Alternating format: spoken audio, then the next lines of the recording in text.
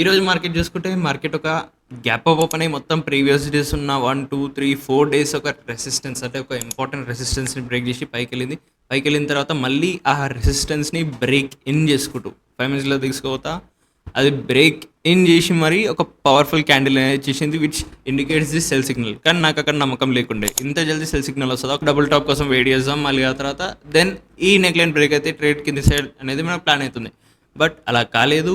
అలా కాకుండా మార్కెట్ మళ్ళీ ఇంకొక స్ట్రాంగ్ క్యాండిల్తో తీసేద్దాం, అది మన ట్రేడ్ ఉండే. ఇది ఇంకో స్ట్రాంగ్ క్యాండిల్తో మళ్ళీ బ్రేక్ ఇన్ మళ్ళీ లోపలికి వెళ్ళిపోయింది. స్టిల్ మార్కెట్ మళ్ళీ అప్ ట్రెండ్ పట్టడానికే ట్రై చేస్తున్నట్టు ఇండికేషన్. సో నా ట్రేడ్ ఇక్కడనే ఎగ్జిక్యూట్ చేసిన అండ్ ఎక్కువ కూడా టార్గెట్ అవసరం లేకుండా గైస్, ఎందుకంటే రిస్క్ కూడా తక్కువ ఉండే అండ్ రివార్డ్ కూడా మంచిగా ఎక్కువ ఉండే మనకి.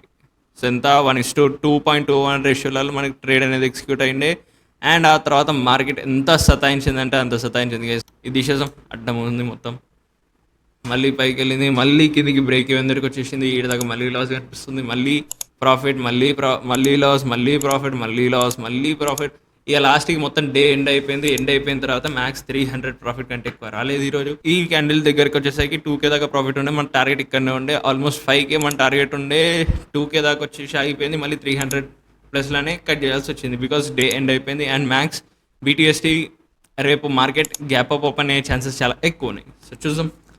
అండ్ ఈరోజు ఈవినింగ్ అప్డేట్ నేనైతే మొత్తం మార్కెట్ది రేపటి లెవెల్స్ అనేది గీసేస్తా. ఆల్వేస్ ప్రతి 3 డేస్కి ఒకసారి మార్కెట్ది కొత్త కొత్త లెవెల్స్ అనేది క్రియేట్ చేస్తుంటుంది అనమాట. ఆ లెవెల్స్ ఏంటంటే అదే విధంగా మనం గోల్డ్లో చేసినాం అండ్ బిట్కాయిన్లో చేసినాం. గోల్డ్లో ట్రేడ్ నడుస్తుంది, ఇంకా బిట్కాయిన్ది కూడా మొత్తం మార్కింగ్ చేసినాం. ఎగ్జాక్ట్ రియాక్షన్స్, ఎగ్జాక్ట్ మన చేసిన మార్కింగ్ నుంచి మార్కెట్ అనేది రియాక్ట్ అవ్వడం అనేది జరుగుతుంది. సో చూసాం, ఇంకా ముంగడ మనకు ఫుల్ ఆపర్చునిటీస్ వస్తాయి. మనం నేర్చుకున్న స్కిల్స్ని బట్టి మన ట్రేడింగ్ అనేది ఉంటుంది. అండ్ బ్యాంక్ నిఫ్టీ అయితే నిన్నటి ప్రాఫిట్ టచ్ అవుతూ సీదా మొత్తం రివర్స్ కొట్టేసింది. ఏకదం లాస్ అయిపోయింది, -1600.